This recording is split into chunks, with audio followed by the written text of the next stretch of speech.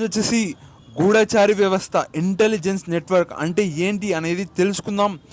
ఇది వచ్చేసి మీరు మంచోళ్ళ నేను మంచోన్న అనేది తెలుసుకోవడానికి వాడుతారు.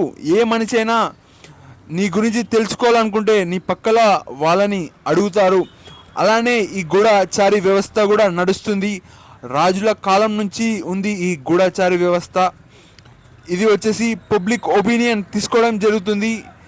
చుట్టుపక్కల ఉన్న మనుషుల ఒపీనియన్, ఏదైనా చేస్తున్నారు ఈ వ్యక్తి, ఇతను ఎందుకోసం చేస్తున్నాడు, మంచి కోసమేనా చెడు కోసమా అనేది మన సెక్యూరిటీ లాగా చెక్ చేస్తారు. ప్రజల ఒపీనియన్ రిపోర్ట్స్ చాలా గ్యాదర్ చేస్తారు మన సోషల్ మీడియా అని చెప్పుకోవచ్చు.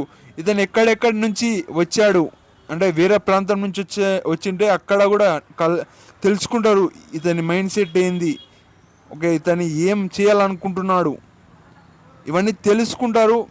ఒక డిపార్ట్మెంట్ పరంగా అయితే భారతదేశ ఇంటెలిజెన్స్ నెట్వర్క్ అంటే మంచి కోసమే పనిచేస్తుంది.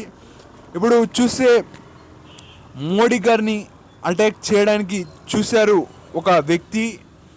అప్పుడు రష్యన్ ఇంటెలిజెన్స్ వ్యవస్థ మరియు పుతిన్ గారు ప్రెసిడెంట్ వాళ్ళు కలిసి ఇది గుర్తించారు. లైఫ్ థ్రెట్కి కాపాడారని చెప్పుకోవచ్చు మోడీ గారిని. క్లియర్గా మీకు ఉంటారు మీరు కూడా యూట్యూబ్లో కానీ టీవీలో కానీ. ఇలా నడుస్తుంది ఇంటెలిజెన్స్ వ్యవస్థ. అదే వేరే విషయానికి వస్తే అంటే ఇది మంచి చెడా అనేది తెలుసుకోవడానికి మరియు ఏదైనా అటాక్ చేస్తారు అని ఒక ఇన్ఫర్మేషన్ లాగా కొందరు మనుషులు ఉంటారు మనలాగానే అనేది ఇంటెలిజెన్స్ వ్యవస్థ, గూఢచారి వ్యవస్థ అని చెప్పుకోవచ్చు. మన చుట్టూనే తిరుగుతుంటారు, ఆ మనుషులను గుర్తుపట్టలేమని చెప్పుకోవచ్చు. కొద్దిగా సీక్రెట్ ఏజెన్సీస్ లాగా పనిచేస్తుంటాయి. ఆ మనుషులు కూడా మనలాగానే తిరుగుతుండొచ్చు, అలా ఉంటుంది. ఇక్కడ వచ్చేసి వేరేలాగా చూస్తే ఇక్కడ పాలిటిక్స్లో ఎలా వాడతారంటే ఇది మంచి చెడ్డ కోసం. ఇప్పుడు పాలిటిక్స్లో చూస్తే అతని వీక్నెస్ ఏంటి అంటే ఇంటెలిజెన్స్ వ్యవస్థనే ఒక మనుషుల రూపంలో నడుస్తుంది ఇంటెలిజెన్స్ వ్యవస్థ.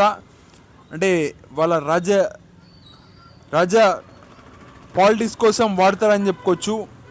ఇది అతని వీక్నెస్ ఏంటి, ఆపోనెంట్, ఇంకా అతన్ని ఎలా ఇబ్బంది పెట్టొచ్చు, అతని పర్సనల్ ఇన్ఫర్మేషన్ ఇవన్నీ తెలుసుకుంటారు ఒక రాజకీయం చేసేటోళ్ళు. ఎందుకంటే వాళ్ళు ఇతన్ని ఓడించాలి అని ఉంటారు. ఇక్కడ వచ్చేసి మనకు సీఎంఓ ఆఫీస్ నుంచి కూడా లీక్స్ వస్తున్నాయి. మీరు చూడొచ్చు, బీసీ రిజర్వేషన్ గురించి ముందే లీక్లు వచ్చాయి. ఇంతమంది జెడ్పీటీసీలు అంట రిజర్వేషన్, ఇంతమంది సర్పంచ్లు అంట రిజర్వేషన్. 42% అనేది దాదాపుగా తెలియదు, ముందే లీక్స్ వస్తాయి. చాలా వరకు చూడండి సీఎం ఆఫీస్ నుంచి లీక్స్ వచ్చాయి. ప్రెస్లో కూడా చెప్తుంటారు ఇలా ఇండిపెండెంట్గా ఇన్ని స్థానాలు బీసీలకని, ఎన్ని స్థానాలు ఓసీలకని వీళ్ళు వచ్చేసి ముందే పోయి కేసు పెట్టారు. ఇక్కడ హైకోర్టు, సుప్రీంకోర్టులో పెట్టారు. అంటే ఇంకా ఇది రాలేదు, ఇన్ఫర్మేషన్ ఇంకా రిలీజ్ చేయలేదు, అప్పుడే వీళ్ళు కోర్టుకు పోయినారు. ఇదంతా లీక్ల వ్యవస్థ. వీళ్ళు ఎవరు లీక్ చేస్తున్నారు అనేది సీఎం రేవంత్ రెడ్డి గారు తెలుసుకోవడం జరిగింది. ఇలా లీకులు చేస్తే బాగుండదు అని చెప్పాడు.